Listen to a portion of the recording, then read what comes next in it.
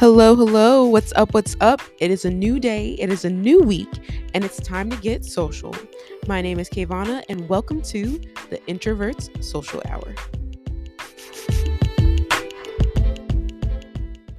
Hello, hello. Welcome to the Introvert's Social Hour. Today, I brought my friend Summer to count down her top 5 books with me, and just to know a little something about Summer. So, from my perspective, first, Summer is my book knowledge go-to person. We met in college at UC San Diego, and we've been friends ever since. For sure, a source of wisdom and like just beautiful memory, by the way. So, when we're talking about our favorite books today, she's gonna have everything down packed. I already know, and I'm gonna be like, "What was that character's name?" And she's gonna have it about my book. But just to know a little bit about Summer, she is a longtime avid reader and book lover. She has a degree in creative writing and has aspirations to one day be an author, which I know exactly it's going to happen. I know it. And then in her free time, she loves listening to audiobooks or binging TV shows. Some of her favorite shows include Doctor Who, Supernatural, and Grey's Anatomy. We already know. Please welcome Summer. Woo woo. Thank you, KaVonna. Wonderful introduction, by the way. I'm so happy to be here. Thank you so much. Yes. I did not know that I was your well of wisdom Oh, for like 100%. book stuff. So Mhm. now I'm nervous. So now I'm nervous. Oh, no. No, for sure. Literally, I always think back to, like, the times that we talked about books, and a lot of books that in recent times, let's say in the last 5 years that I read, like, you played a part in those, like, I think about, like, The Oh, Selection, like, at like, ACOTAR, I'm pretty sure, like, you're the reason that I had started reading that, yes. and, like, so all of the like, whether it's a series or one singular book, or things that we had already read alone and then, like, we, like, talked about together. So I love for it. sure. 100%. Yes. But I hope you're excited about these top fives. I know it wasn't an easy list considering how much we both read. To slim it down to five. Out of curiosity, like what was something you did what were some criteria for you? Oh, for sure. I have a bone to pick with you because you Uh-oh. made me do this. Yeah. Picking a top five for me was very challenging because I don't know about everyone else. For me, my top five is always changing. Yeah. I never have like a consistent five, maybe one or two. They'll roll in, they'll always be there. But for me, I took a look at how these books impacted my life. Hmm. Do I still remember things from this book? Like, even if I read it like 10 years ago, do I remember details, character names? Do I Yeah. still think about it? Things like that helped me narrow down like the books that I'm about to share with you. So Hmm. I'm just like really excited. I would also like to disclaimer that in 1 week, this could change because I'm always reading new books, Hmm. or the type of person that I am could change at any given moment. So, yeah, I'm still very excited to share these because I think I have a very solid five. And I'm Yeah. excited to hear about yours too. Oh yes. I'll tell you what my kind of criteria was as well. So like just in general, for me, reading is like a form of escapism. So I always go to books that bring me like joy and like just like feel good vibes, like that end up landing a special place in like my heart. Um so like for listeners, just disclaimer, like for me, you're not gonna get like some drama, in the top five. You're not gonna get, something that was really sad at the end. I do have some books that are faves that I remember that are kind of like that. I do enjoy thrillers. I'm trying to get more into them along the way, but they're not going to be in my top five because I'm thinking like feel good. Like I reread a lot. I think about those books that I go back to or think about. So same thing. But yeah, everyone's taste is different and everyone's taste changes over time. So I totally agree with that because my fave books 5 years ago are not the same fave books that are today for sure. And that's due to one just like changing of me as a person, changing of my interests, but also reading books and finding new books that I enjoy a little bit better than the ones before. Yeah. Oh, definitely. I definitely agree with you. And also for for the listeners, Mhm. I would like to say that I'm huge on like character development. Mhm. So I'm looking at this list right now. All of them are from series Okay. because you just Per. spend more time with those characters, so they land in my heart stronger than others. Okay. So just I a note there.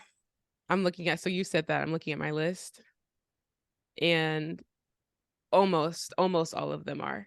It was I'm close. It was close. And we're gonna talk about some honorable mentions as well towards the end. love that. Okay, let's drop. So I'm gonna ask you first. Or do you want me to go first? I could go first too. Either way, hey, Okay. you Okay. first. I'll go either way. You first. I got you. So I could go first. I'm gonna drop my top five, my number five. We'll do it in reverse. Five, four, three, two, one. So my number five is a recent one, like super, super recent. Blood Ooh, Marked by Tracy Dion. And I don't know if you've read the Legendborn series yet, because it is I have still pretty not. fresh. Okay, so I'm not gonna give you any spoilers, but I'm gonna give you why I love it. Um, so I we did when we talked about this a bit, we did talk about like don't drop a whole series. So I was like, okay, which one do I love more? Do I love Legendborn or Bloodmarked? And Bloodmarked, because of, once again, like you just said, character development, and Mhm. also just like story development. Main character is Bree. What I really love about Bloodmarked is that we see the world of the fantasy world, because I'm a girl who loves fantasy, but we see it from a black character's perspective, which we don't really see a lot, as like black main characters. And she's not just a black main character who's like struggling, but we also see her be like literally a legend. Like we see her be important and significant and impactful to the story. So that is a big part for me. We see Brie go through it for sure, for sure. But we also see her like grow as she's like entering into this new world that she had never like um been a part of before. To give a little breakdown without spoilers, so we have like the world of like King Arthur and like his Mhm. round table, but then we also have like we also get into pulled into other worlds that are connected with that, other fantasy worlds. I'm not going to tell you what those worlds are, but it's not just about King Arthur in the synopsis. Like it becomes expansive. And so I think it's also really cool that we just don't get like one fantasy circle. It kind of like intertwines into multiple ones as well, which is like, what, there's more. Like it's not just like the general vampires, werewolves, witches circle. Like it's truly like Mhm. something completely different, and it's like we never expected all of these things to intertwine. It's not just like Oh, people, but it's stories too, so that's cool.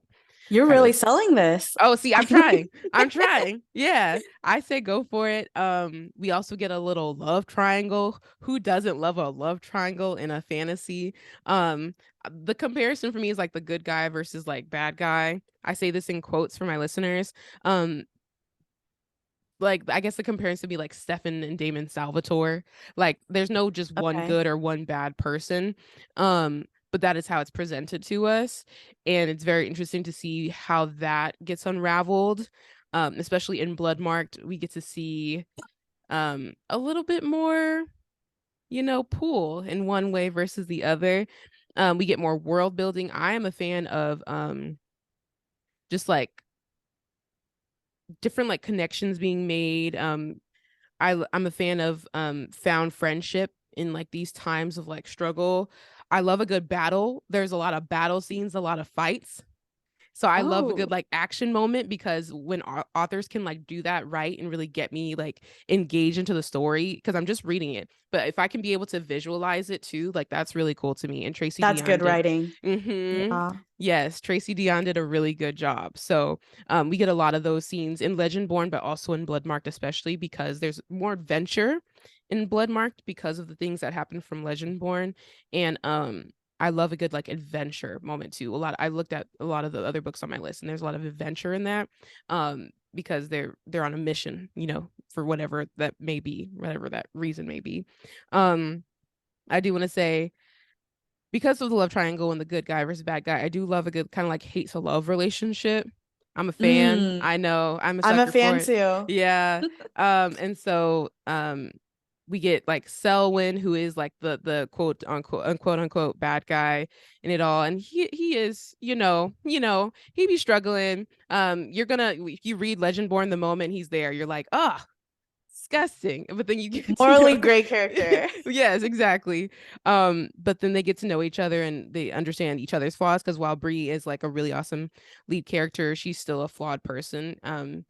You know, she makes really good decisions and she has a lot on her shoulders, but at the same time, like, it's like, girl, they told you not to do that and you did it anyway. It's like, Yeah. so that thing. But I did have a quote I wanted to put. Selwyn says this to Bree at some point, and he says, "You excel at so very many things. Punishing yourself is a great example." And that is a good kind of like summary of what she kind of goes through and what like her where her mental is at in regards to the things, once again, the weight on her shoulders. And I hope that I was really trying to explain it without saying anything. So I hope that did it. But that's my number 5. That was wonderful. First of all, I love all of my synopses and examples and stuff are going to be spoiler free for the listeners because I'm really trying to sell these series. The more fans we have, the Yes. better. That's my opinion. Yeah. Oh, that was great. Thank you. Thank you. Oh my gosh. I please let me know if you choose to read it. I highly recommend. Highly, highly, highly, highly recommend. You like bumped it on my TBR because the Legend Board series Yeah. was on my TBR, but Hmm. I did not know any of that. I don't know if you gave me any spoilers, but I didn't know the premise. No, I tried my hardest. No, everything that you know is pretty obvious. Like, I think the biggest one probably like, but it's not really spoiled, but like love triangle should be pretty like that's an Yeah. obvious one. But is it in the synopsis necessarily? No. Well, actually, it might be, to be honest. I don't know, No. but it's in what's the word?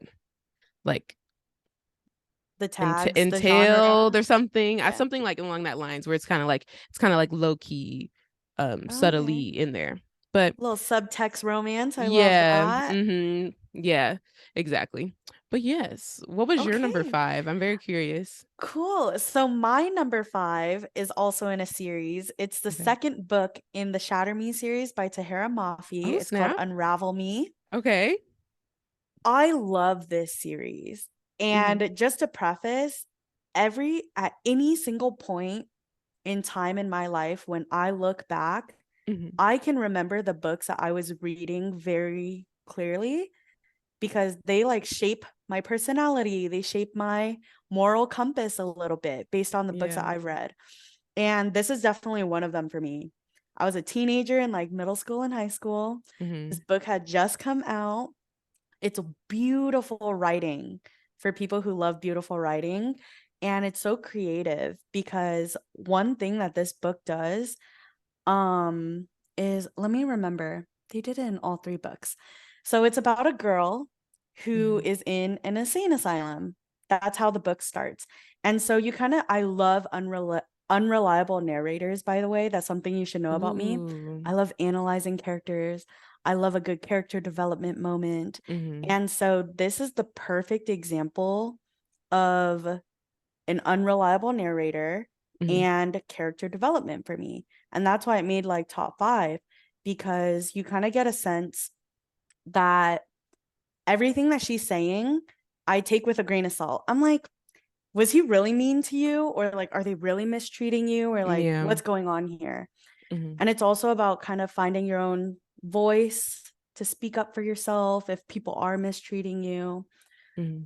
The writing, they add crossouts in because she doubts Oh herself. yeah. Yeah, Juliet It's Ferrars true. doubts herself. Mm-hmm. So in this book, let's say she has a thought. She's like, I don't like this about myself, or I love this about myself. She'll like cross it out, and you see that on Mm-hmm. the page. Just to have it so visually in front of yourself, it was so refreshing, and I really enjoyed it as a kid. Also, I find that second books in trilogies are much more exciting than the Yeah. first. Mm-hmm. So it was great. There's also a little love triangle in there. Isn't Good there versus evil. always? Yeah, I Yeah. know. It's great. Enemies to lovers. I don't know if Oh, anyone is interested in that. So I don't have any yeah. quotes on hand, No, but you're good. definitely in like top 5 for sure. That was a hard one, Mm-hmm. but I did land on Yeah. Unravel Me. First of all, you're good on the quotes. I was just being extra. And then I don't have quotes for all of them. Just like for some of them, I was like, ooh, well, like I was trying to think of like moments. That's a good one. Shatter Me series. So here's the thing. I started rereading it and I stopped Shatter Me part way. And Why? I'm wondering the same thing because Shatter Me series is one that I remember holding near and dear to my heart when I was younger. So I think I need to like retry again. Maybe it wasn't the best reading time because I don't know if you experiences this when you're like in a lull and like you don't Mm, read for a certain chunk of time and or just you're just not in it. And so yes. like I think maybe it was that.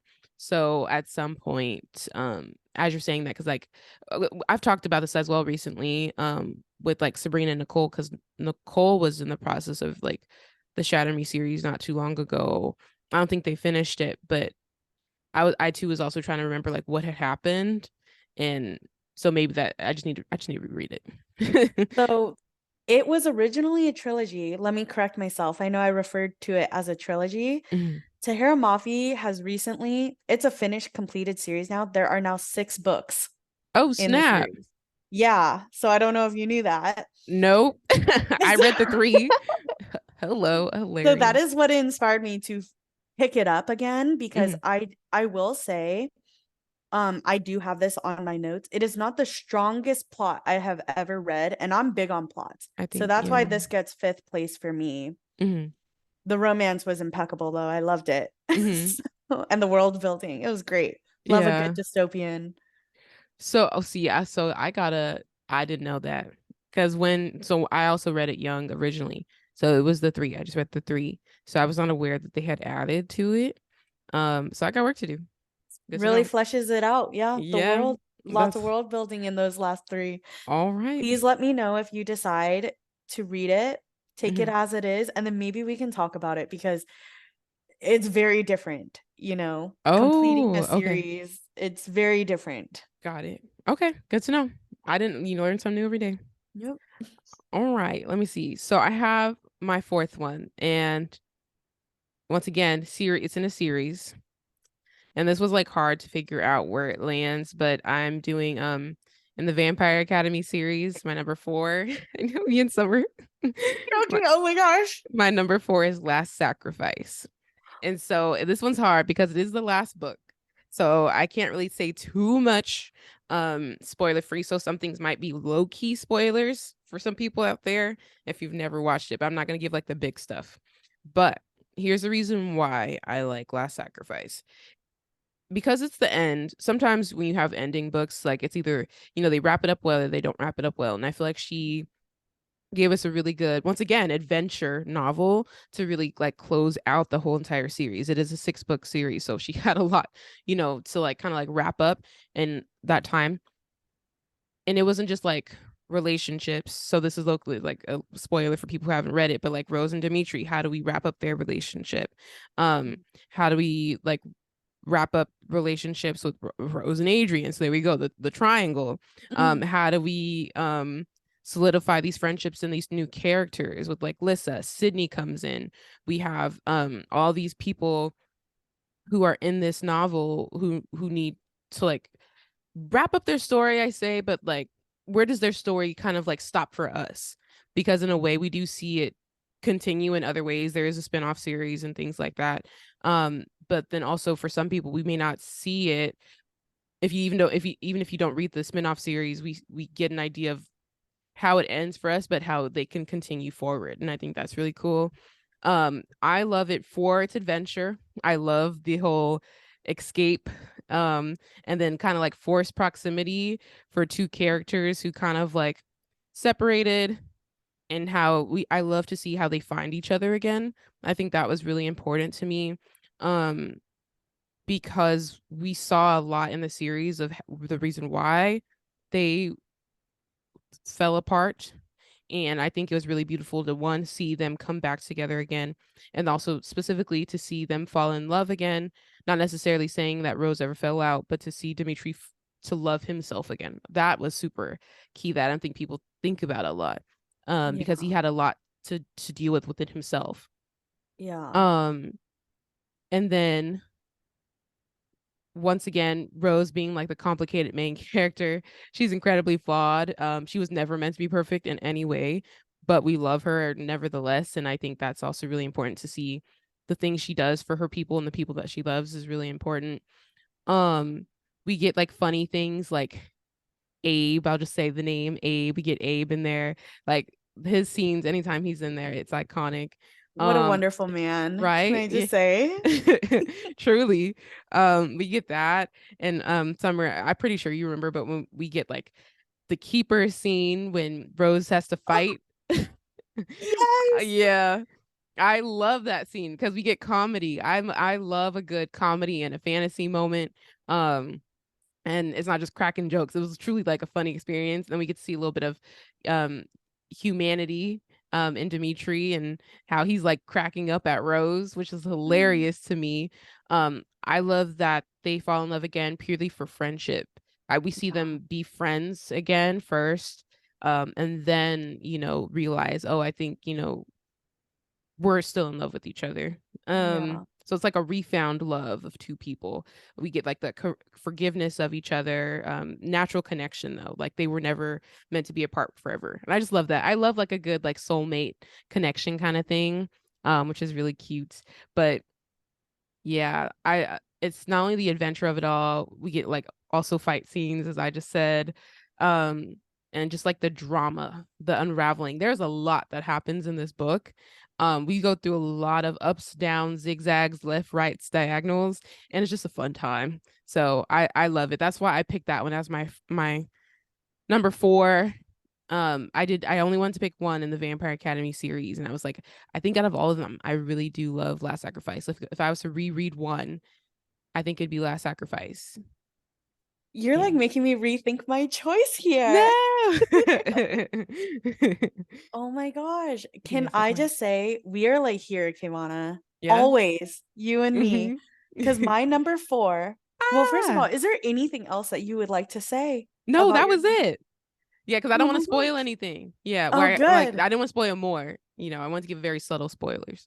Okay, me too, because Okay. Wait, listeners, what I is don't know this? if you've caught on by now. My number four is also a book in the Vampire Academy series by Rochelle Okay. Mead. Okay. And I chose the third installment of the book, Shadow Kissed. Oh, okay. Tell And me I have more. very specific reasons for this because I was Okay. I was thinking about all of the books, right? Yeah, And it's just so hard. it Every single is. book, hard hitting every single time. First one, second one, all the way to the sixth. Mm-hmm. And I also read the spin-off series, wonderful Bloodline series by Rochelle Mead. Small Mm-hmm. plug there. Yeah. And I think I chose Shadow Kiss because this was when there was a true turn in the series for me. It was palpable. I It could was. feel it, I could see it. I knew it to be true that this went from a good series, very good, first two books during the height of the vampire craze, in Mm-hmm. 2012 after Twilight. This book turned this series into one that I loved. Like the plots, I agree. everything. I was really young when I read this, definitely still a teenager. Mm-hmm. And this is the turning point that introduced me, one of the very first books that introduced me to the complexities that a character can have. And I know that you That's mentioned it in true. Last Sacrifice, the last book, about relationships, people falling in and out of love or finding each other again and Mm-hmm. finding themselves.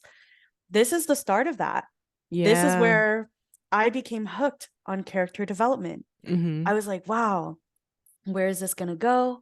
How are you going to grow up from this? Mm-hmm. Rose Hathaway, definitely one of the strongest young adult female main characters that I have read I agree. at that point in time. Yeah. She Mm-hmm. was a great example. That's true. Her wit, her character, her confidence in herself.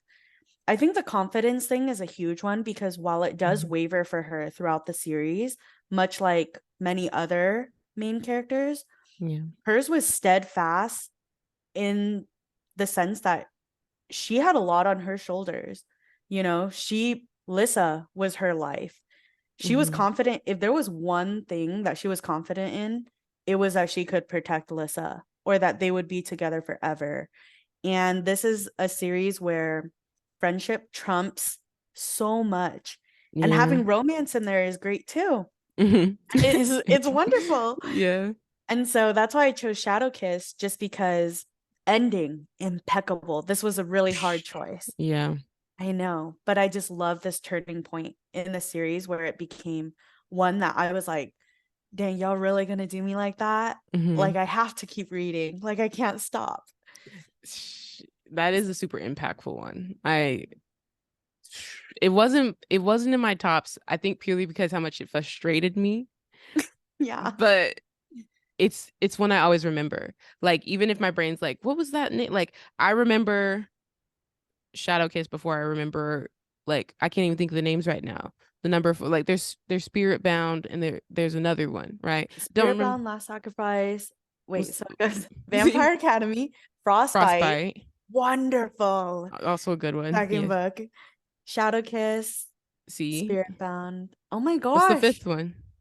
See, my You really see. got me. Yeah, because I was like, I always remember like I never forget obviously Vampire Academy, never forget Frostbite because that's also a huge pivotal moment in Frostbite.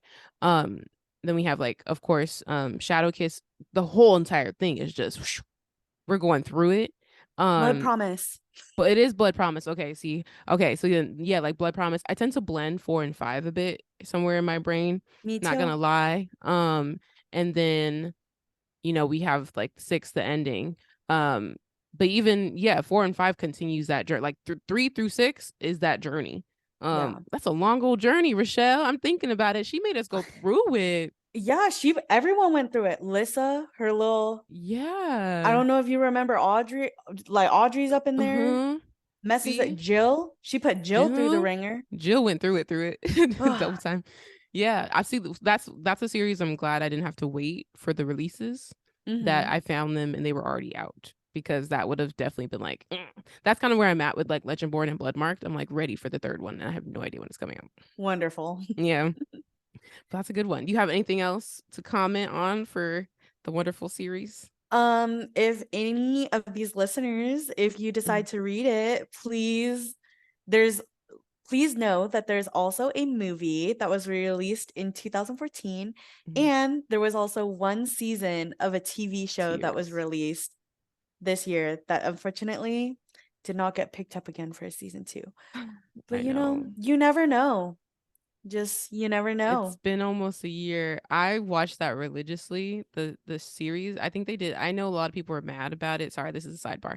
I know a lot of people were mad about like the certain changes they were making, but compared to the movie, I think they did a great job of getting it. I love the movie. I have it on DVD, but I love it because I love the story and I was a ride or die. Like I'm gonna be there no matter what. Yeah. But the movie didn't do like they were when the movie changed up the vibes like Mean completely. Girls. Mean Girls Yeah, vibe. exactly. And that was never what it was supposed to be. The TV show did well.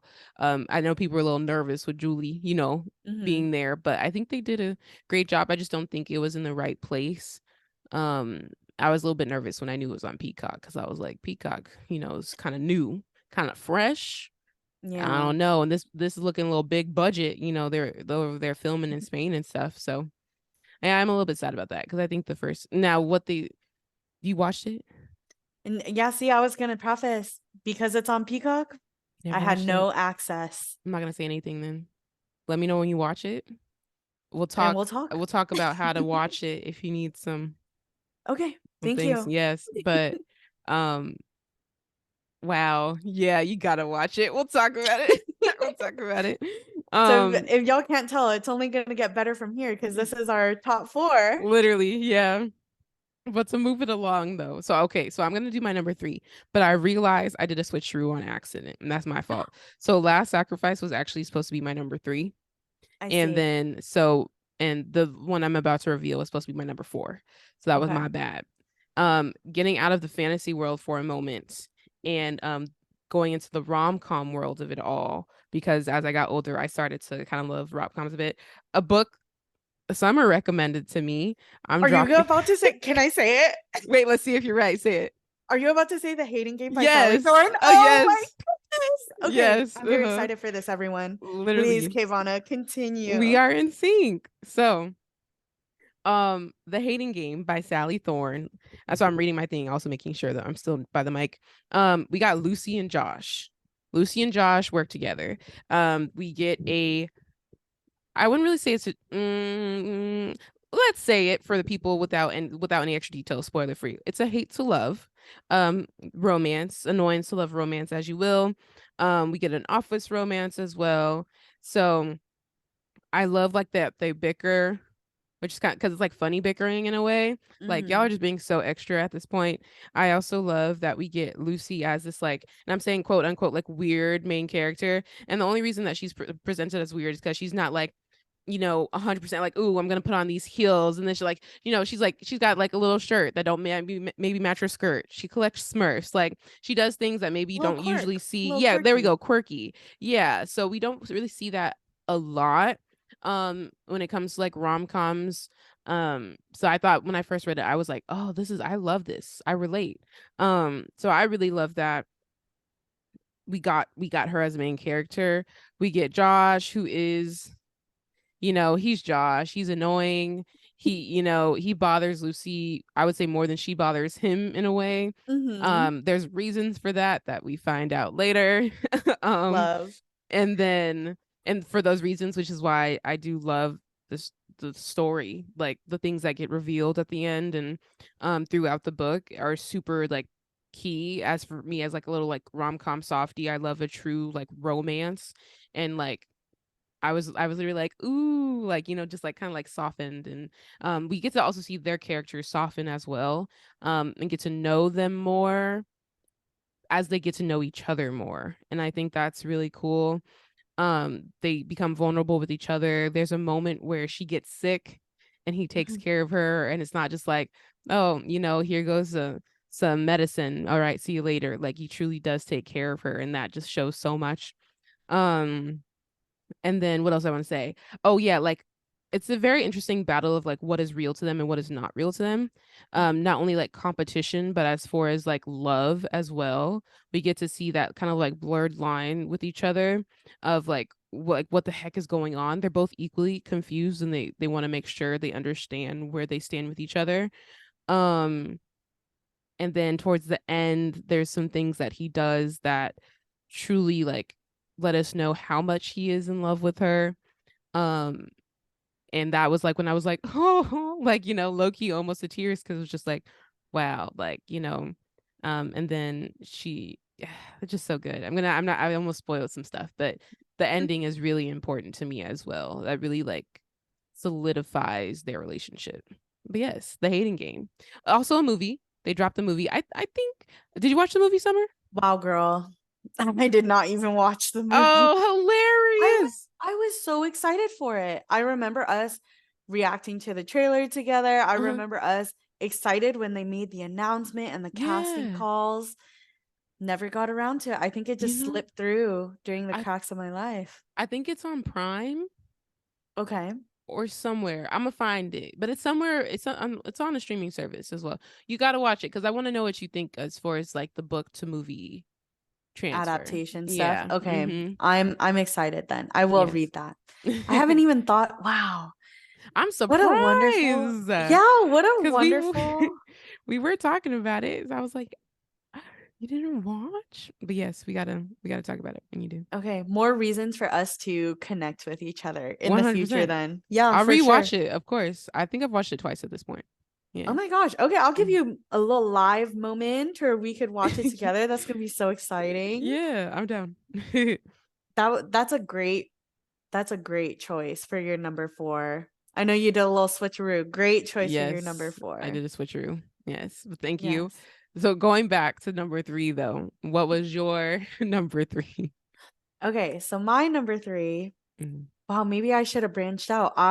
But hey, You're I good. know what I like, Exactly. right? I know what I like, and I Mm-hmm. find books that I know that I will like. Mm-hmm. And this is one for me.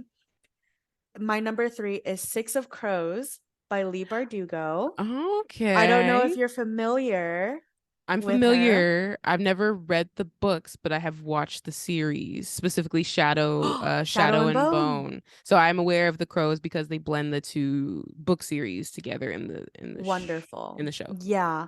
So, just to let everyone listening know, when I get invested in a story, I also become a huge fan of the author.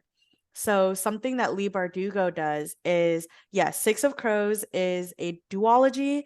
It is set in the universe of Shadow and Bone. They have a TV show right now. She also has another series. King of Scars is the first book in it. Lots of things happening. If you want to read that, KaVonna, it follows King Nikolai. If just as a Oh, heads up, it follows really? Nikolai's story. Okay. And also like Nina, it follows up on a lot of characters that we know. Okay. It's not even a new introduction. It's like characters that you know. Okay, so it's kind of like a Wonderful. low-key spin-off in a way. Yeah. Okay. Yeah. So Six of Crows, I love because it's one of the best examples of found family I have ever read in literature. Mm. I'm big on found family. I love a good found family trope.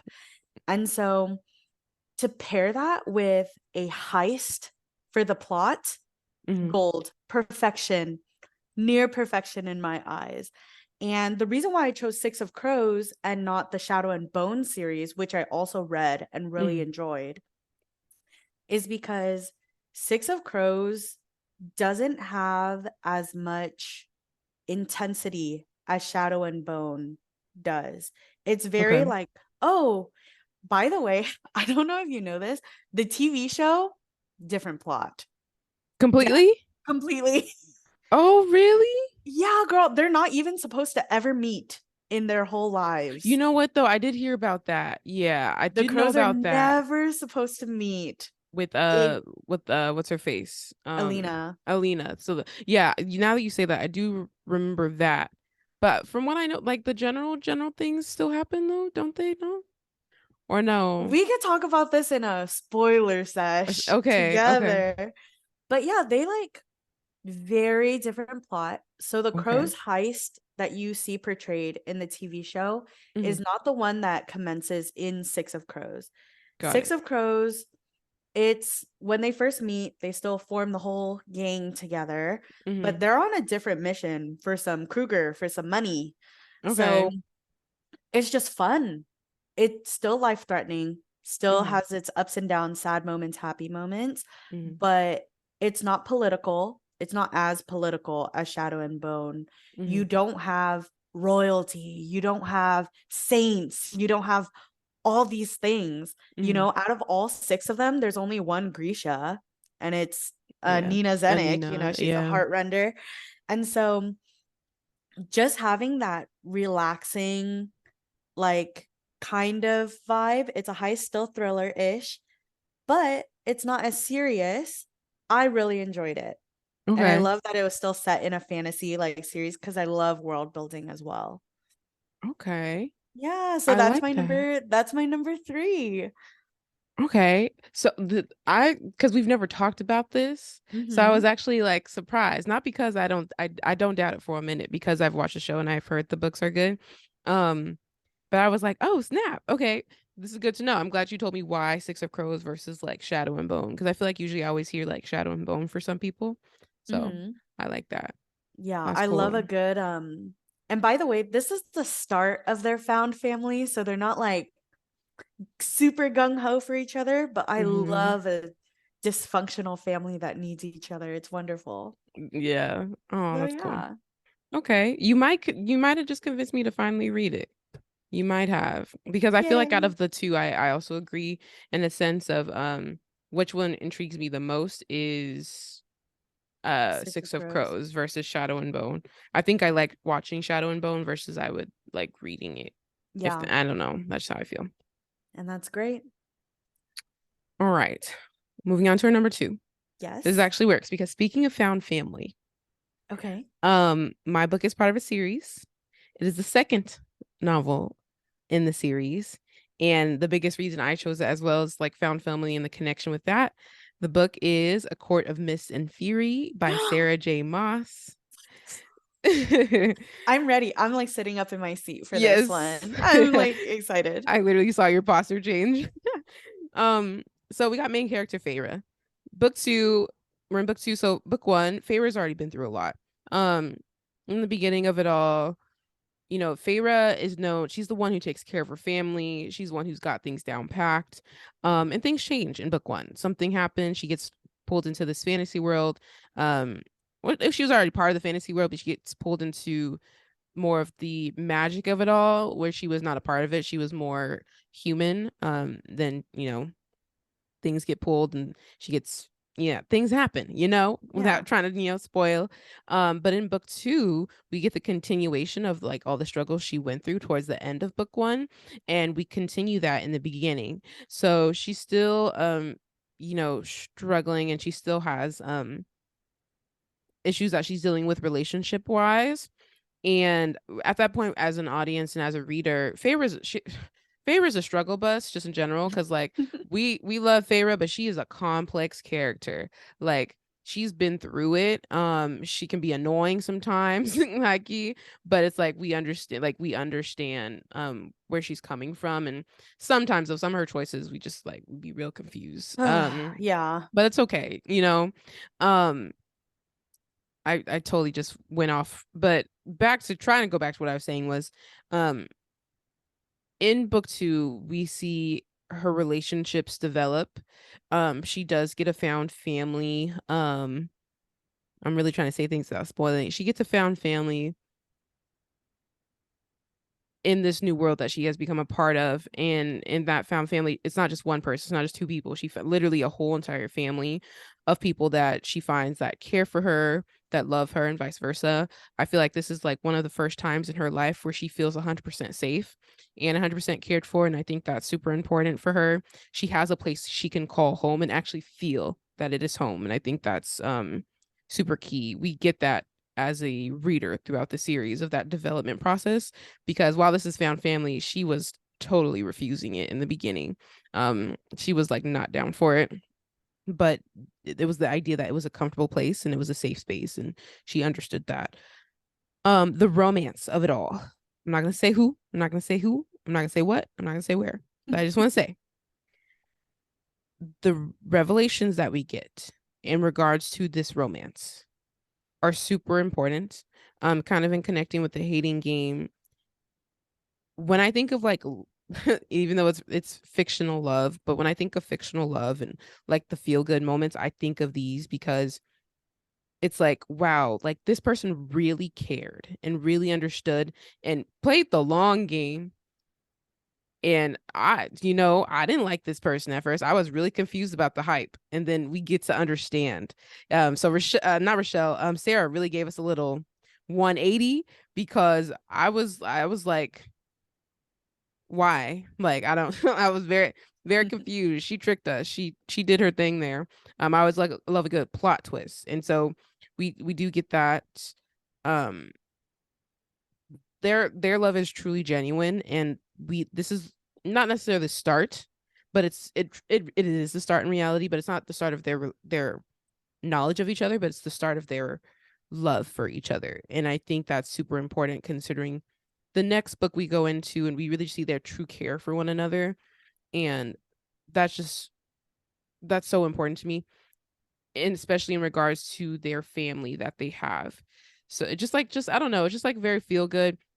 We also get like battles. I love a good like I said, like action. We get fights, we get battles, more plot twists. So there's parts where we're frustrated as readers, for sure, for sure. Um and yeah, I don't know. Out of all three, the first one's like the warm up. The second one Yeah. really packs the punch. And then the third Yes. one is just like feel good. It helps close it out, continues the punch that has been packed, of course. Um, but I love it. And then in regards to romance as well, also kind of getting a hate to love. Um, which I'm a sucker for hate to love relationships. And then seeing how that develops with their adventures is also really cool. Yeah. I Oh hope my I did gosh. justice without spoiling. That was a You hard one. That was the did. You hardest one. did. I know. If you're confused, listeners, just pick it up and you'll understand. Right. Please. Read the first one, A Court of Thorns and Roses by Sarah J. Maas. I promise you, you start reading it and you're like, she's just over here hunting for food. Like I promise you, there is more to it. It gets so much better. So much It's better. it's wonderful. Yeah. Oh my gosh, I want to talk about it more. We We should, should do yeah. we should talk about it more. There's Like, one day we'll do a spoiler full. So for people who have read it be like, okay, no, this is spoiler full. We're gonna talk about this series or this series this day. I think that'd be cool. Yeah, we're gonna flesh everything out. I would love to discuss that. Yes. Great choice for your number two. That was your Thank number you. two, That right? was number two. Yeah. Wonderful. Thank you. Oh, Thank you. okay. What's your number two? So my number two, and this is probably one book Hmm. out of all five of these. My number one and number two will probably always be in my top favorites of all Okay. time. Okay. Good to They know. rotate depending on their place. This was once number one, but it's definitely number two now. It's Clockwork Princess by Cassandra Clare. It's the third installment in the Okay. Infernal Devices trilogy. It's a part of a 20 That's plus a book lot. world. Yeah, the Shadowhunter world. Crazy. But that's one of the reasons why I love it, because Cassandra, she's out here doing her thing. She's out here building a world She is. and Yeah. telling the stories in it. It Hmm. is so wonderful. And the reason why I chose it to be my number two and why I hold it so near and dear to my heart, Hmm. it is one of the first books where I truly lost it. Cried my eyes out. I'm Oh, not going to say snap. Okay. why, when, where, who, anything. Hmm. It was like I was distraught. There was only me and this book in that Okay. moment when I was reading. I lost sense of time. I don't know how long I was crying. I like could not separate reality and the book. Hmm. I was so sad or so happy. I don't know. I'm not even going Okay. to say. Okay. And that was a core memory for me. I will never forget that for as long as I live. As many books, I could read 1,000 books and I'm not going to forget the way that I reacted to reading Clockwork Princess. Interesting. It was like the day that the book got released. It was like Hmm. 4 a.m. when I finished it right after school. Hmm. I like pulled an all-nighter that night. I was distraught. I like don't even remember anything else. It's just great. I'm kind of And shook. I know, just so that people know, here's some more details without any spoilers. This book takes place in the 1700s and is a part of the Shadowhunter world. Okay. And it's one of the best examples of a quote unquote love triangle I have ever seen, Okay. because it doesn't fall into the trap of the person in the middle, their two love interests are competing or they don't like each other or they're fighting. These three people are best friends. I truly believe all three of them are like soulmates to each other. Oh, okay. All of them. Like the two love it, like they do it so well. Wow, she does it so well. Even me talking about it, I Mhm. cannot believe that I felt no competition. It was so pure. It was like the purest form of love that I have ever read. Is great. Okay. Say it's Clockwork Princess. Yeah, Clockwork Princess It is the is. third Okay. installment in the Infernal Devices trilogy. First one is Clockwork Angel, Yeah, and I then remember. Clockwork Prince and Clockwork Princess. My So gosh. it's great. The reason I say that is because I respect it because for me, and it's kind of bad to say, but I kind of get deterred when I see like way too many books in a series. And I like Cassandra Clare, I read her younger with the City of Bones, but that's the thing, it kept going and I lost the City of Bones. And then there was also Infernal series, things like that. Yeah. And I was just like, girl, I can't keep up. The same thing happened with there's a book series called Marked, or like I forget the actual, like the fledgling series, Oh Marked by yeah, yeah. PC Cast. I was all over it the first few books. Then I realized she had like 13, 14 in the series. Like, girl, there's a certain Crazy. point when you're dragging it. So like for me, like it still needs to be like a solid series. I start to get like deterred a bit when that happens. I think in PC Cast's case though, it actually did kind of like drop because Hmm.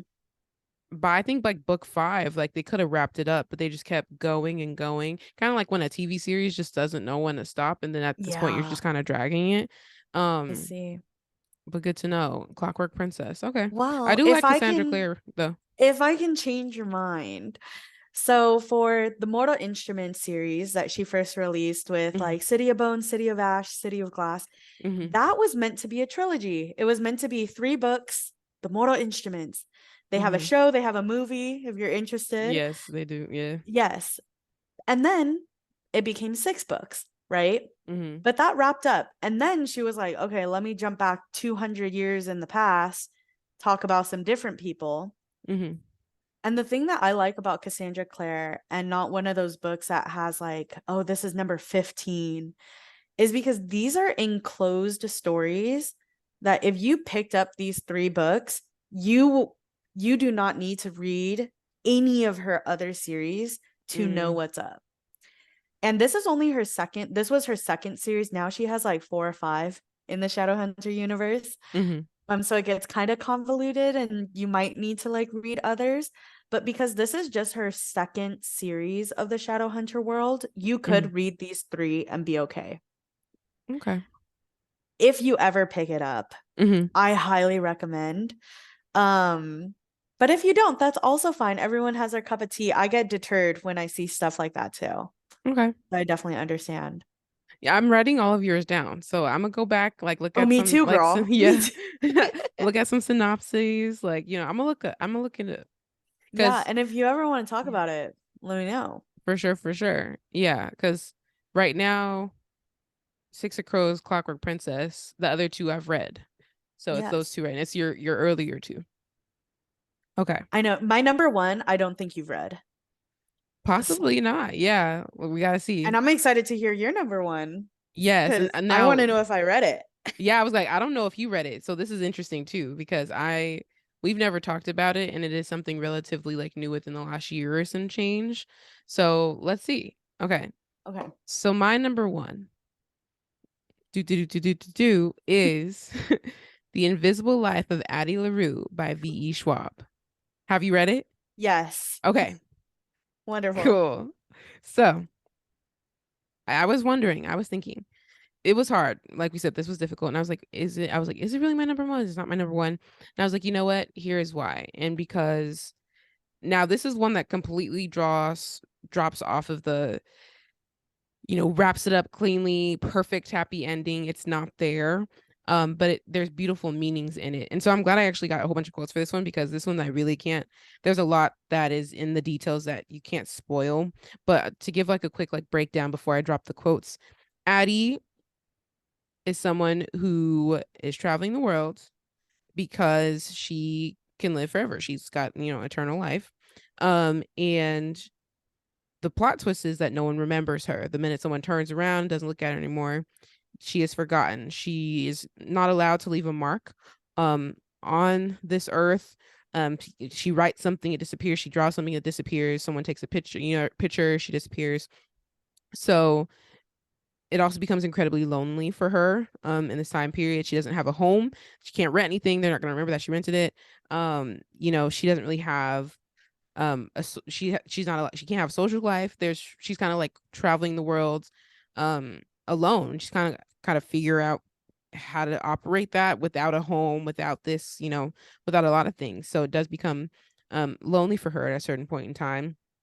She does find ways to leave marks through like other artists. So whether someone draws her, or whether like someone like they maybe remembers music, that they had come to put together. They wrote a song about her, but don't remember that it was about her necessarily. So those are cool things. We do get a relationship though out of this. So plot twist: Henry comes along, and for some reason, oh, can we talk about this? They're meet cute, because this Oh is a my meet gosh. cute. Love a good meet cute. Yes, even though this is not necessarily a rom-com, they get a meet cute at a bookstore, which of course we gotta Has to. at Has a to be. bookstore automatically. It's a good one. Um, she tries to steal a book because usually she can steal, nobody remembers her, like, but he remembers her. He's like, "Why are you stealing the book?" And so this is where their relationship starts. He shouldn't remember her. She's trying to figure out why he remembers her. And things get revealed over time. The reason of how she is able to live this life um gets revealed in and out of the series. So we time jump a lot. So we go um I think I can't remember I think we're in like 2014 at the current time, but then we also go back to when this first started for her and throughout time. I think this is technically a spoiler, so I'm not gonna say how she Got her. got the eternal life, but we see the story and the trajectory of that throughout the time before she meets Henry as well. Um, what's super important about this one is we see positive love relationships with her and Henry, and then we also see like toxic relationships as well, with other people involved, and it's just super important to see the struggle that she goes through because she lives a very long life, and life in general is just like very like complex, but to see her go through the ups and downs of it all is like really important. um and for me to like read those things and just see like the relationship she's made over time, then no one remembers her but she remembers that person, and maybe she was in love with that person. Mhm. It's just like really intense. um I did put, so at the end we get like the outcomes of Henry and hers relationships and what they do for one another, that I think is a really really really really big deal.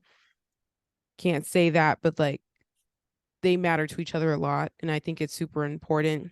um we of course eventually we find out why Henry remembers her and how that is a thing. And then we get to see how their story ends or continues with each other. um and how she eventually is able to leave a mark on the world, in ways she wasn't able to before. So some quotes, because this is a book that I Yes. like cried. Oh, Yeah, wonderful. I love those. it's one of those books for sure because of the meaning of life with these ones. And then also just like love. Oh, just so good. But so going for sad first. Um, it is sad, of course, to forget, but it is a lonely thing to be forgotten, to remember when no one else does. So that's one quote from earlier pages. And then another quote, very, very cut short, but there is a defiance in being a dreamer, which I think is like really cool because it's so like true. Like it's like, nah, I'm a dream. I'm gonna get my dreams, and I'm gonna like go against everything else that people like are telling me to do, and I'm gonna make a way for myself, which is really cool. So there's ways you can connect to that outside of that. Um, and then the last quote, which is the longest one, blink and you're 28 and everyone else is now a mile down the road and you're still trying to find it. And the irony is hardly lost on you that in wanting to live, to learn, to find yourself, you've gotten lost. I Whew. love that one.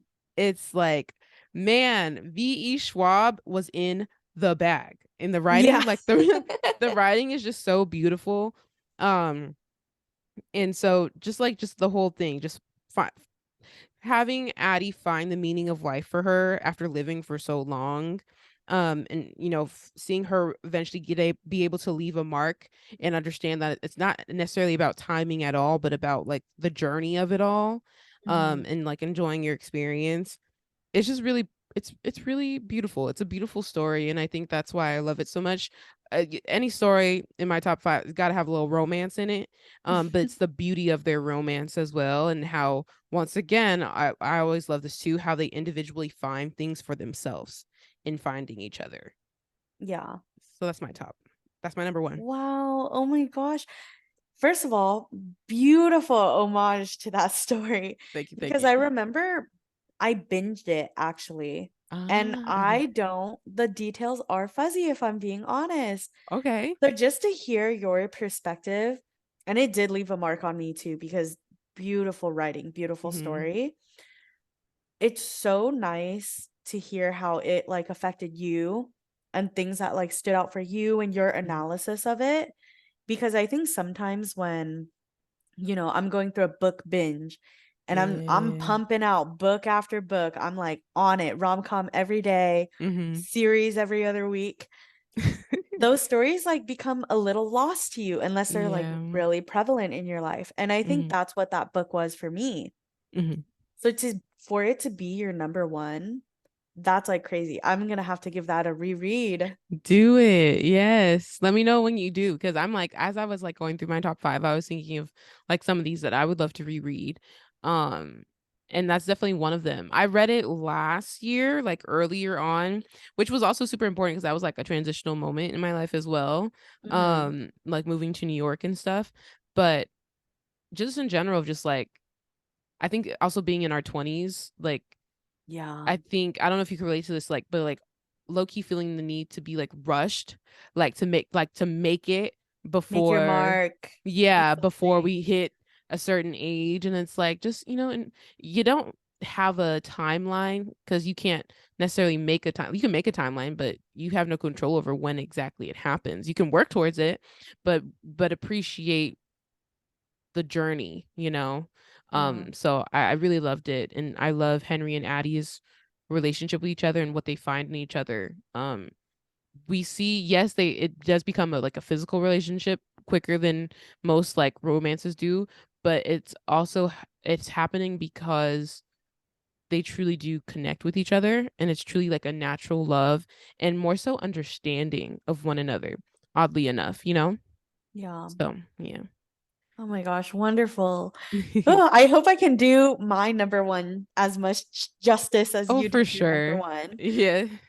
So, my number one is a Sarah J. Maas book. Okay. And so, just so everyone knows, she has written many, many books. I Mhm. think she's in the teens now. She is. There's probably like three. So, she's writing three series. Mhm. And the one that I chose is from the Throne of Glass series. Okay, that was my theory. Yes. One of my favorite series ever. I wish I could just talk all day long about every single book Mhm. because I love every single book.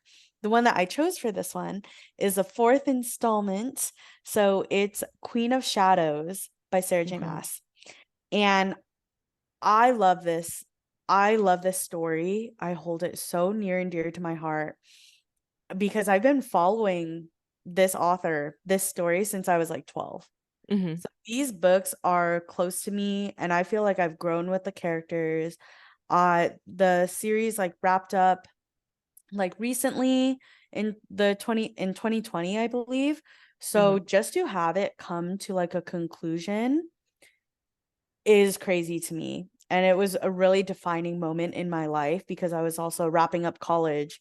And obviously, the main character in these books goes through a very different journey, very Mhm. different hero's journey.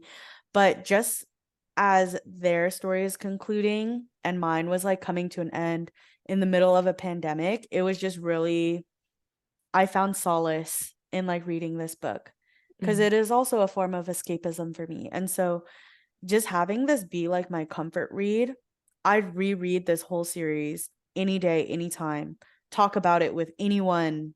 anywhere, you know? Yeah. And so this has shaped my personality, I've realized. Okay, how Um, so? I'm curious. yes, because this main character, Mhm. I'm trying not to spoil it because there are some twists and turns and I don't want people anticipating it. Okay. So I want to do the story justice without spoiling people. The confidence in this main character, the Okay. confidence in these characters are unlike any I've ever seen. Their drive, their inspiration, the plot is one of the best I've ever read. The most intricate, the most fleshed out. Every character has a history, every character has a story. And Mhm. so usually in other books, when they like go to a side character and they start fleshing out a side character, I'm like, oh my God, take me back to the main person. I am not really interested in this character. Yeah. And so there are moments where I felt like that in this book when Sarah was introducing new characters to the story. Mhm. And I am so wrong. Let me just put my shoe in my mouth because every single character I love. I Okay. like love these characters except maybe a couple I'm like Okay. but their stories are so well fleshed out. She has been working on this since she was 16 years old. She wrote Throne of Glass, the very first one, since she was 16. We Got love it a creative published. mind. Yeah, got it published 10 years later when she was 26, and boom, her writing career has kicked off ever since, No KaVonna, you mentioned, skips. exactly. You mentioned Akatar, Court of Thorns and Hmm. Roses, that series. It made your top 5. Yes. She's also currently, and that series isn't done yet, But you we know. should talk about that at some point too, because I'm We should talk about yeah. that. I have a Yeah. lot to say. Have Yeah. you read the Crescent City series? So that's exactly The what I was about third to. one that she's writing? So I was gonna talk. So We should talk. I maybe I don't know. For that one, I tried to get into the series with the first book, how House of Earth and Blood. Earth and Blood. Is that the first one? Yeah. Okay, so yeah, I was very confused for a second, and I was like, didn't hit past the 30-page mark, so I told myself eventually I'd try it again when I'm ready, but I was like lost in the sauce, and I love world building, but like I gotta understand what the heck is happening first, Yes. um, and I think I was a bit confusion, not gonna lie, so but I was like I'm gonna give it another chance, and eventually I said I would read Throne of Glass. It's one of those like because how many books is in the series again? So kind of tricky. So there's See, yeah. there's 6 books, Okay. but they have 2 novellas in the series. Oh, okay. So it's technically 8. I Mhm. consider them required reads. Okay. I definitely consider them required reads to Okay. get the full like breadth. They should not be considered novellas. Hmm. So 6, but really 8. Okay. Fair. So So it's a yeah, toughie. it's It's a yeah, it's toughie. when I'm ready. Yeah, I don't doubt it for a second because everyone, a lot of people, Throne of Glass. Like I trust Sarah's, like writing. But I was just like when I'm ready for Throne of Glass, just as far as like hopping into a big series, Yeah. especially just like being an adult. Like sometimes I'm in a reading mode, sometimes I'm not, and I would hate to start a series and like be in a reading pause, and then I got to reread the fourth book because I paused on it and haven't read it in 2 months, and then that's gonna be a whole. I know me, and that's going to be a whole issue. So I'm just waiting to start it. And then eventually, when I'm ready, I'm going to try to read House of Earth and Blood again, and really just sit and try to understand it versus probably like reading it on the subway. Maybe, maybe like Not really just, as yeah, yeah. not as moving around and stuff, like really focus attention. Maybe that will help a little bit better. Yeah, also definitely it's good that you know yourself because for me, I know all of these books that I've listed were in series and with all of them come a lot of world building, Yeah. right? And I love that, but it can also be really exhausting. Like I would love to just pick up like a random office romance or a beach read, and Hmm. those are so fun and I have They are. can't wait to get to honorable mentions because I love those. Ooh, So I'm yes. not reading series like back to back to back, you know? Hmm. They make an impact on me because I spend so much time with the characters. And I feel like, yeah, it's just much harder impact for me with series than standalones. Yeah. Doesn't mean I don't love a good standalone binge. Hmm. So when you're ready, KaVonna, you let me know. For sure. Cause this series is wonderful. I Um, will. I hold it near and dear to my heart. I would love to discuss it anytime. So please let me know. But that Yes. is definitely my number one. Okay. That's Yeah. exciting. These are so the good thing is none of these are like ones I've never heard of. So, Yeah. some of them like I'm like, okay, I could see that being in your top, or I could see it being in anyone's top. But I think we have very similar tastes. So I'm not surprised that a lot of yours were like fantasy and then a lot of mine were Mhm. fantasy as well. Literally 4 of the 5 were fantasy. So yeah, that's really cool. Yeah. And I we have like am matching authors on there and it's great. literally, yeah. I mean, I wasn't surprised. I was like, Sarah's gonna pop up somewhere. Yeah. Yeah. But those are our top 5. Those are what made it, which was very Yes. hard.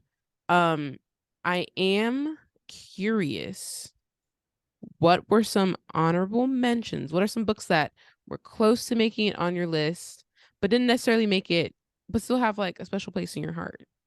Okay. I was ready for this question. Okay, cool. So I would like to mention that out of all the series that I like mentioned in my top 5, Hmm. all of those other books in those series are honorable Oh mentions because yes, for sure. obviously there's a reason why I love them. Hmm. Getting out of that, The Hating Game by Sally Thorne is Woo actually one of woo. my honorable mentions. I'm so glad it made your list. Because it came at a time in my life. I remember reading it in It was 2018. I was a second year in college in San Diego, and I Mhm. was in a book slump. I probably had not read a new novel in like over a year because Whoa, a I year was is bananas. that's bananas for me. That is super Yeah. bananas Wild. because for as long as I can remember, I had never gone that long without reading a new book, like a new story. Hmm. And so I think it's because college was a really hard transition for me. Yeah. I was trying to find myself away from home. I was 18, Hmm. really that new adult experience. And that's what The Hating Game is. It's like a new adult book. Yeah. And not that it was relevant, it was an office romance. I was in college, Hmm. very different like aspect, but it got me out of that reading slump. The moment I finished it, I started the book over and I read it Oh, again. yeah. I read it again. Hmm. And that's when I started, I was preaching to the choir for this one. You were, yeah. I told everyone about it. It made Hmm. me so happy. I really felt like I fell in love with reading again Hmm. because I think the one thing in my book slump that made me spiral and kind Hmm. of not want to pick up a new book is the scared feeling of what if I don't love reading anymore? Mm. What if it doesn't hit the same anymore? Hmm. What if I've peaked, for my reading Yeah. career? Oh. And so it came at a great time for me. So that will Hmm. always be an honorable mention. Hmm. And the love is so adorable. And I love it so much. That's one of mine. Oh.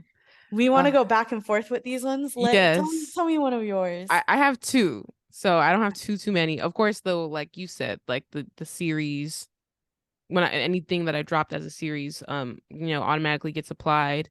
Um, I once again, please go read Legendborn and Bloodmarked. I did want to give a shout out to also like B plot characters in that. You're not gonna necessarily love every character because like once again, good guys, bad guys, all that stuff. Because there are some like bad characters and people who are supposed to be bad in there, but I love like especially in Bloodmarked how we get introduced to like new characters and um it's just a fun time. Um so one I almost put on my top. I literally had a whole breakdown for it and everything. And I did a last minute pull because I decided I loved another book more. Serpent and Dove Oh my gosh. by why am I going? I thought I wrote down the title. The Jennifer L. Armentrout. Wait. wait, Oh no, no, not she does Jennifer. yeah, she does a different one. Yeah, hold on. That's hilarious. I made That sure I one's by wrote. Shelby Morin. Yeah, there we go. Mer Shelby Mahiran? yeah, Mahiran? so sorry if I'm butchering that. Yeah. Hey, at least The you Serpent had, and Dove yeah. series. That's a series, right? Yeah, so I'm gonna I talk have not about read that. okay. Let me give you a breakdown. Okay. The first one's amazing. I freaking Okay. love it. I love the first one. We have Louise, who is a Dom. I'm saying it wrong because I know it's French. Dom Blanche. They are basically like witches who use their magic through land. They have a so therefore because they're taking from somewhere else, they have to make sure they are in balance. Then we have another type of witch called Dom Rouges. Those are blood witches. They use their own blood for magic. And her BFF Coco is one of them. So they don't need a balance. We also have chasseurs. I think that's how you say them. Those are huntsmen who are in relation and connection to the church. And they actually hunt down these witches. So Louise, Lou for short, is a Dom Blanche, uses magic through land. Coco is the BFF. She's a Dom Rouge, a blood witch. And then we have Reed, the love interest, who is a chasseur, a huntsman. Oh my God, this is a lot. Right? But I'm Yeah. following. Uh-huh. I'm following. I probably didn't break it down the best. I realized it was a little confusing. So that we have Lou, Reed, Coco. Okay. Coco on the side for right now. Lou and Reed. It's about Lou and Reed. Okay. Lou is a witch. She's in hiding. She's on the run from this witch called this witch named Morgan. For whatever reason, people don't know. So her and Coco are just kind of like living, just trying to survive out here in the streets, right? Reed, because he's tied to the church, he's been raised to believe that witches are horrible people, that they all must be exterminated, and um that the church is where like the church is his honor. Very, very to the key. Um, so what we get is Lou and Reed cross paths like twice. Lou is a chaotic, iconic character in my eyes. When we come to those tough characters, those strong characters, Lou is the one I think of, which is why it was top on my list. I love Lou. I fell in love with her the minute I read this book. I was like, I like her. She's funny. She likes to annoy people just to like, to make sure that they leave her alone. Like if you're gonna bother her, she's gonna bother you back. She's not backing down. She is a strong character. This is book Okay, one, wow. Okay. right?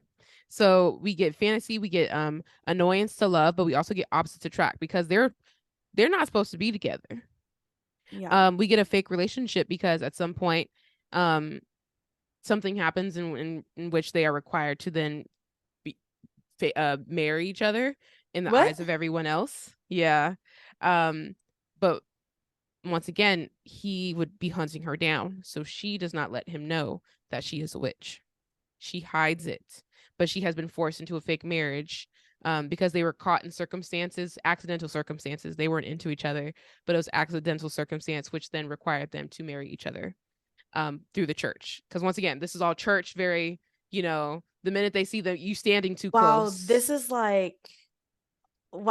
like fake dating on steroids. I love Right. this. Yeah. I think okay, so I think I know the premise. They were caught in like a room alone together, right? And then they had to like marry because So they were like, "What did you do?" they were low key like fighting, and then they ended up on the theater stage on accident. So the whole Yeah. audience saw them. Yeah. They're like, "You're too close." They were like, That's it. "What are you doing?" Like it was like like one of those accidental like she ends up on top, and then it looks like a different like a very like Yeah, it's like compromised position, but in reality they were like fighting. fighting each other. Yeah. Um. So we What a get good that time. they don't Yeah. like each other, even though he doesn't know she's a witch. She can't stand him anyways because he's a huntsman, but he doesn't know that it's because he's specifically a huntsman and he hunts her kind. But she's forced to be at the church. She can't leave. The archbishop has required that she stay there because they are now engaged. So we see their relationship, how they warm up to each other. We get to see um more of their character, not just who they are as a witch and a Chaucer. I'm saying it all wrong. I already know I am, but who they are as Reed and Lou, and that's super important because Reed is all to the church, fight the witches, but it's like, who are you really, dude? Like, let's get to the undertone, and so we get to know like things like Reed reads romance novels. Like, oh, you Oh. nerd. Like, oh, I love that. You know? They share like details and just become really vulnerable with each other. Obviously, she still doesn't tell him that she's a witch. And then what else without like super spoilers?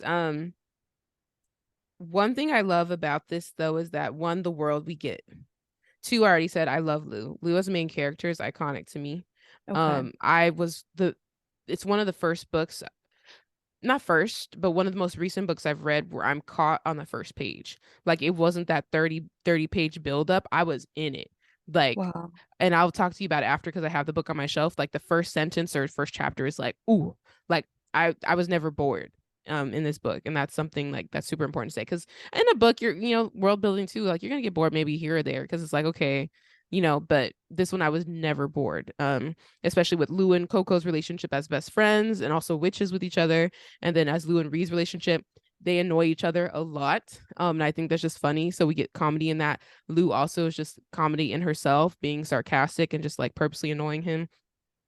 Um, the plot twists are just like, whew, some of them I guess, some of them I didn't, which is really cool. Um, and it continues into the next one.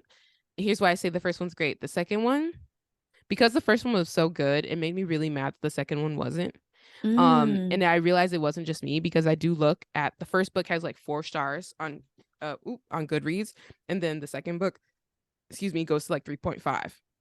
I see. But I did see that the fourth book, not the fourth book, sorry, the third book saves it and goes back up to 4. So I may And read.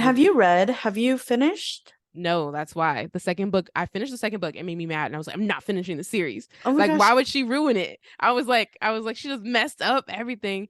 Um, and so I think I'm gonna hop back in after I had went over this because I really do love the characters. I was just kind of like a bit frustrated with how she went about them in Mhm. book two. Ooh, uh-oh. Yeah, how she went about them in book two, I wasn't a fan. Um, and I just feel like she kind of like messed up the character building we had found in book one.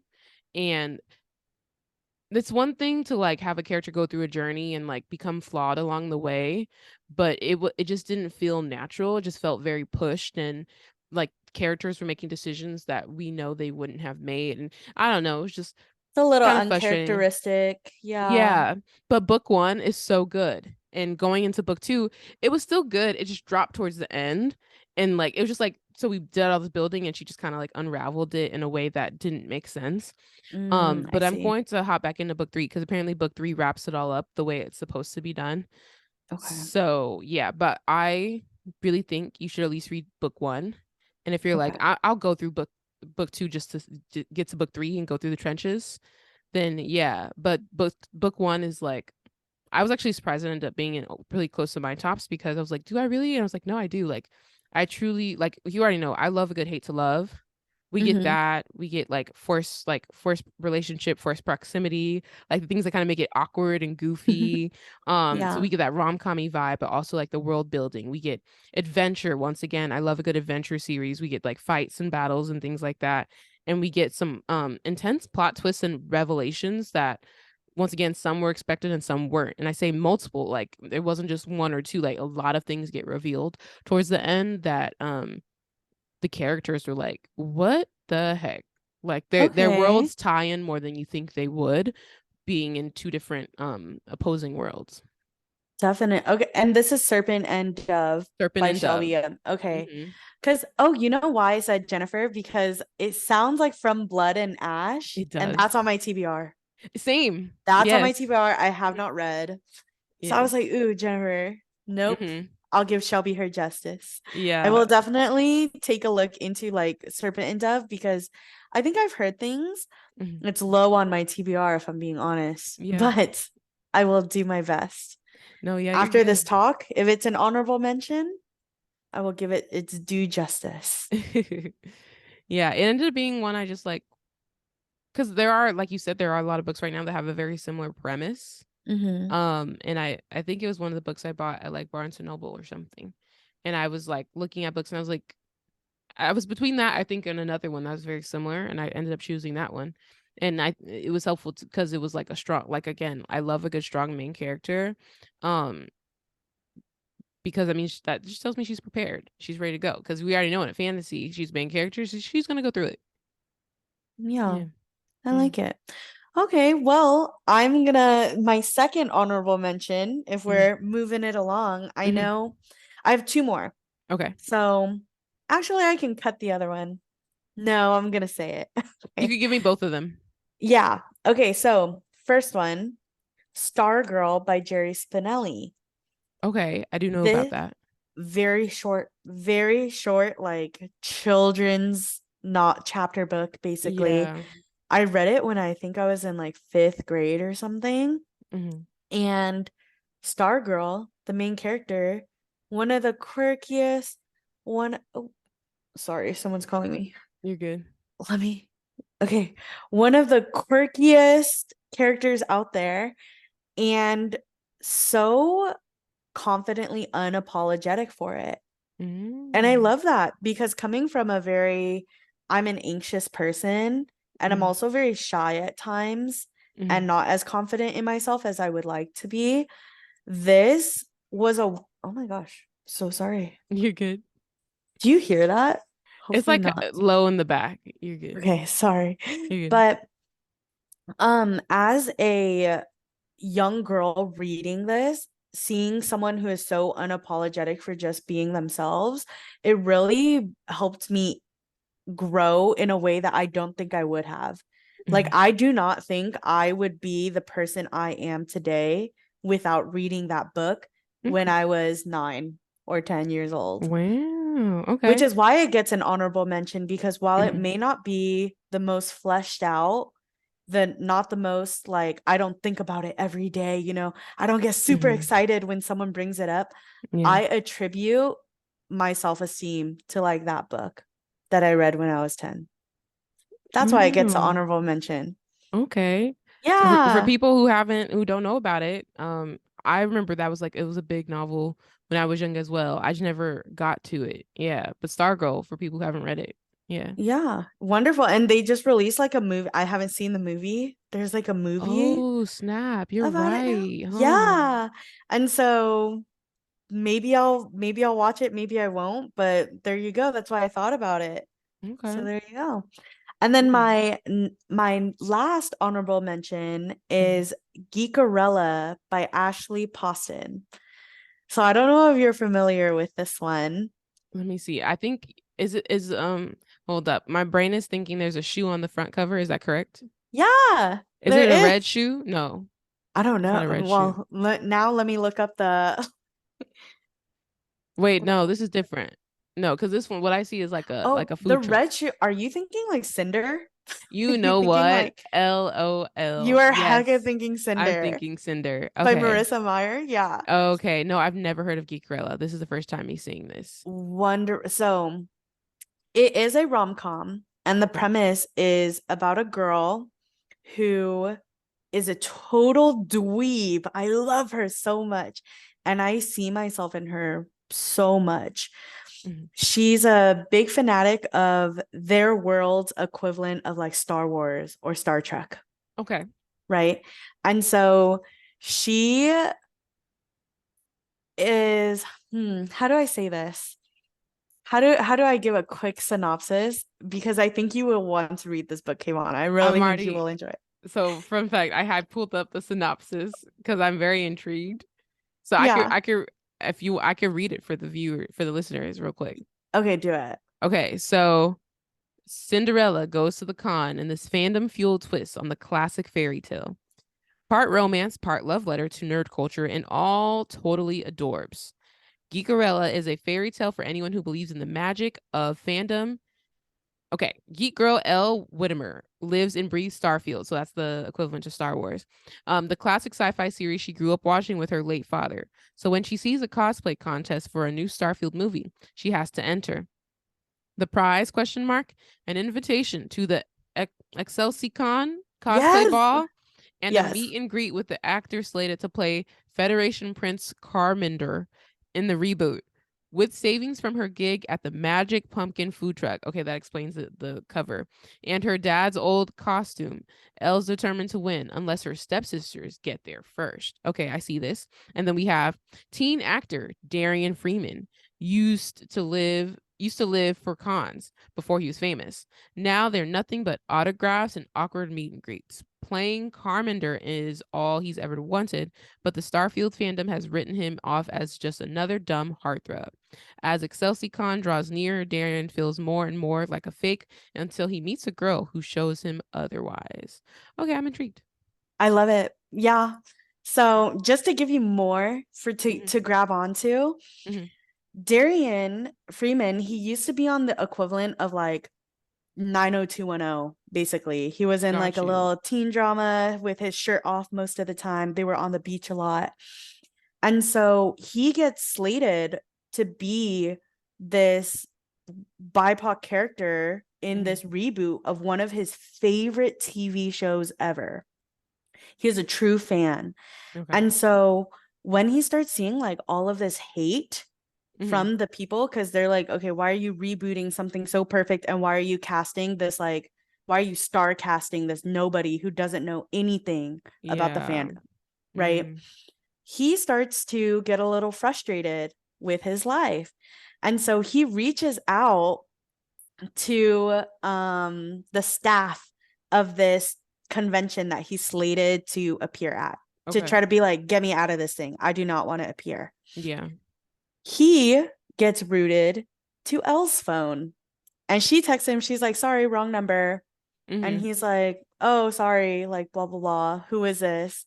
Yeah. And they start a funny little friendship. So, Oh, it's one of those like accidental texts. So yeah. they talk to each other, but they never see each other.